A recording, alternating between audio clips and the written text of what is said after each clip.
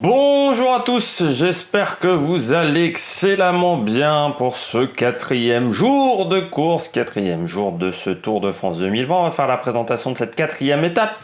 Quatrième étape qui va nous emmener de Sisteron vers Orsières-Merlette. Première arrivée au sommet de ce Tour de France.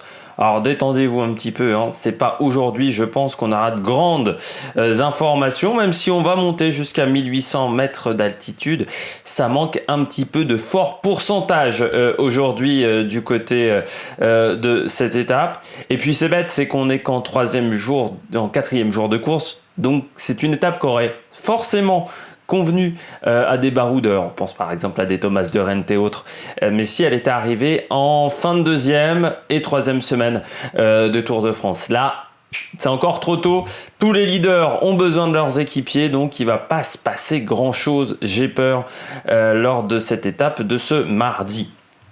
On n'aura pas non plus beaucoup de réponses du côté des leaders, voilà, c'est la deuxième idée que je voulais vous dire. Parce que ça manque de pourcentage, donc je pense qu'à l'arrivée, on aura encore beaucoup de monde. On saura qui a perdu ce Tour de France, mais on ne saura pas qui va le gagner. Encore, c'est une étape qui est mal fichue et qui surtout est mal placée par rapport à la manière de courir du Tour de France de ces dernières années. C'est-à-dire que c'est vraiment une étape qui, je pense, ne sert à rien. En plus, elle est très courte, 161 km, mais je ne suis pas sûr qu'il se passe grand-chose, très clairement. Ce mardi, le profil de l'étape, 161 km. On part de Sisteron pour arriver à Orsières-Merlette. On va passer par Laragne, Montel, Cérès, sprint intermédiaire. À Veynes, il y aura peut-être une grosse bagarre dans l'échappée pour les sprinteurs, pour des Peter Sagan, Matteo Trentin, qui aiment bien faire ce genre d'action, c'est-à-dire tenter de prendre les points du sprint intermédiaire au kilomètre 51, donc peut-être une première heure de course très rapide. Et puis ensuite, on enchaîne avec le col du Festre, 8 km 4 à 5 de moyenne. Je vous le montre tout de suite, le col de Festre en image. C'est une montée assez régulière. C'est pas très difficile non plus quand même, il faut le dire. Le premier kilomètre est difficile avec 6,3% de moyenne. Puis on a un plat.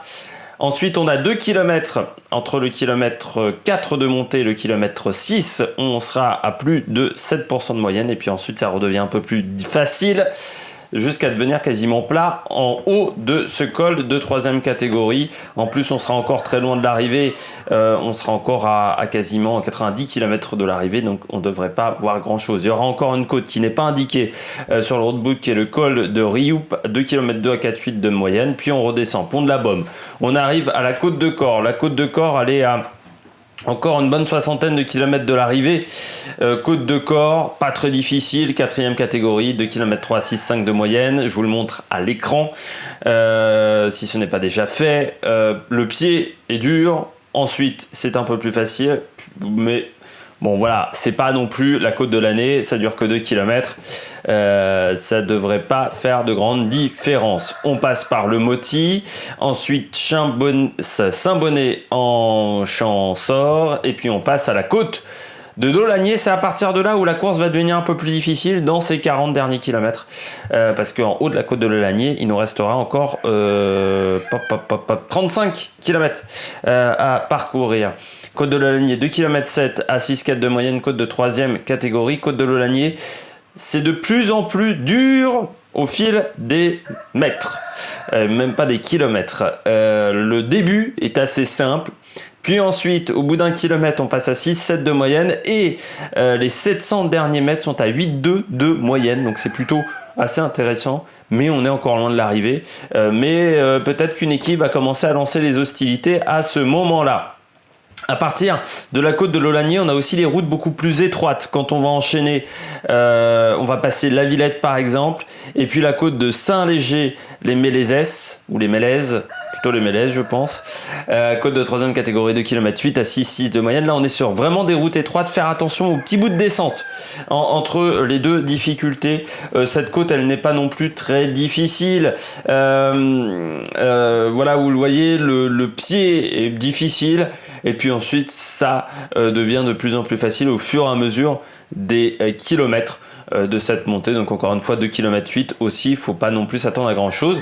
Ensuite on a encore un petit peu de plat, on va dire entre 5-6 km de plat, et puis la montée finale vers Orcières-Merlette, 10 km à 6% de moyenne. C'est pas la montée la plus difficile de l'année. Les 4 premiers kilomètres sont plutôt faciles, on aura un petit écrémage mais pas grand chose, et puis c'est à partir du kilomètre 4 où on passe sur des pourcentages au-delà de 6%, avec le kilomètre le plus dur qui est entre le 7e et le 8e avec 7,8% de moyenne. Je suis pas sûr qu'on fasse quand même la différence dans cette côte de première catégorie, parce que ça manque quand même de fort pourcentage, on dépassera pas les 8%, donc ça risque d'être un peu faible pour faire la différence. On va faire un petit point sur la météo avant la stratégie, une météo qui sera parfaite pour cette 4e étape avec peu de vent, maximum une dizaine de km/h, et puis surtout une température excellente avec du soleil, environ 20 degrés en pleine. Un peu plus frais dans les hauteurs, hein, on passera peut-être sous les 15 degrés au niveau des sommets. Il faut faire attention quand même de ne pas attraper froid sur cette première étape. La stratégie, échapper pour les points de la montagne et les points du sprint en début de journée. J'ai peur qu'on ait quand même pas grand monde dans l'échappée, parce que les leaders ont besoin de leurs équipiers. Il n'y a quasiment aucun leader qui s'est fait avoir, à part Martinez. Et Martinez, il y a d'autres leaders chez EF. Marc Soler, mais il y a d'autres leaders également chez Movistar. Donc autant vous dire que pour le moment, il n'y a aucun favori qui s'est fait avoir sur les 2 premières journées de course. Je pense pas non plus ce lundi.